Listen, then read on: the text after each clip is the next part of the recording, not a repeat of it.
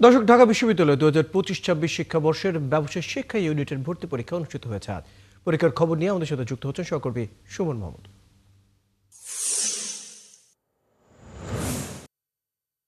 সুমন, ঢাকা বিশ্ববিদ্যালয়ের 2025-26 শিক্ষাবর্ষের ব্যবসায় শিক্ষা ইউনিটের ভর্তি পরীক্ষার সর্বশেষ কি তথ্য রয়েছে আপনার কাছে? কেমন পরিবেশ দেখছেন সেখানকার?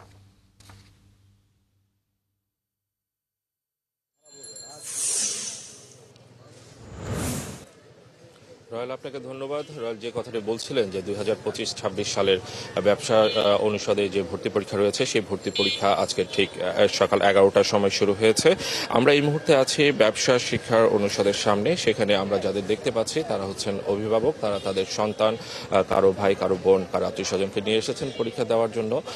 এই মুহূর্তে তাদের একটি ভিড় আমরা লক্ষ্য করছি। ভিতরে পরীক্ষা চলছে, বাহিরে তাদের যে অভিভাবকরা আছেন অভিভাবকরা তারা অপেক্ষা করছেন, তারা পরীক্ষা দিয়ে বের হবেন এবং তারা তাদেরকে আবারও রিসিভ করে নিয়ে যাবেন। আমরা যে বিষয়টি জানি যে এবার যে 4টি বিশ্ববিদ্যালয়, ঢাকা বিশ্ববিদ্যালয় বাদে আরও 4টি বিশ্ববিদ্যালয় রয়েছে, চট্টগ্রাম, খুলনা, রংপুর এবং রাজশাহী বিশ্ববিদ্যালয় একযোগে কিন্তু এই পরীক্ষাটি অনুষ্ঠিত হচ্ছে।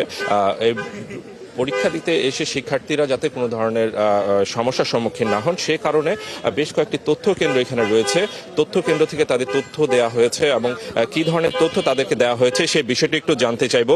যারা আজকে শিক্ষার্থী, যারা পরীক্ষা দিচ্ছেন, তাদেরকে আপনারা এই তথ্য কেন্দ্র থেকে কি ধরনের তথ্য দিয়েছেন যদি একটু বলতে। এখানে হচ্ছে সিট পড়ছে বেশ কয়েকটা বিল্ডিং এ এবং ফ্যাকাল্টি জুড়ে।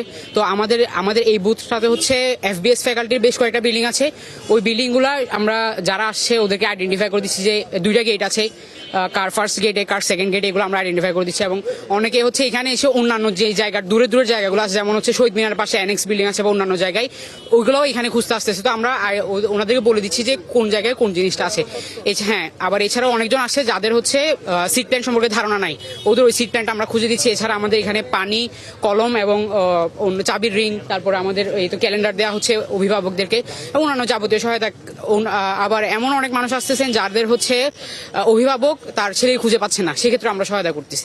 যারা অভিভাবক অপেক্ষা করছেন তাদের জন্য কি ধরনের সহযোগিতা রেখেছেন আপনারা বা কি করছেন?